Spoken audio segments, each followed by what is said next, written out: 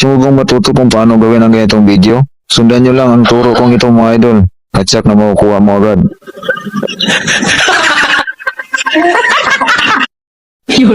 So, ito na ang pag-edit mga idol. Ayan yung video mo. Una.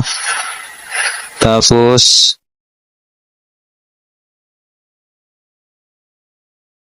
pangalawa. Tapos duplicate mo. Tapos freeze. So ayan na. Tapos yung karugtong nasa kanan, overlay mo. Overlay. Tapos ayan yung itsura. Tapos baba na yung isa. Tapos yung naka-freeze sa taas, patasan mo. Tapos drag mo pa kaliwa yung sa baba. Pilibel mo sa taas. Yan. Tapos yan, idol. Putulin mo yung video. Timing mo doon sa tumago na siya. Yan. Tapos putulin mo. Tapos delete yung sa kanan. Tapos ayan na. Highlight mo yung video. Hanapin mo yung splice. Yan. Pababaan mo lang, idol. 63. Lagay ko 63. Ayan yung resulta. Tapos overlay ka. Hanapin mo yung unang video. Ayan. Papansin mo na hindi sila parehang laki. Hanapin mo yung basic. Yan. Pindutin mo lang. Tapos reset, confirm.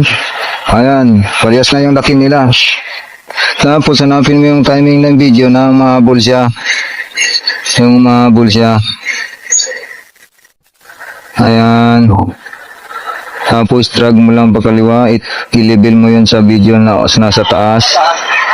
Yung in-splice mo. Ayan. Level na siya. Ayan. Tapos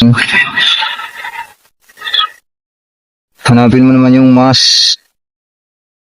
Tapos horizontal ka lang. Tapos ganyan. Ayan.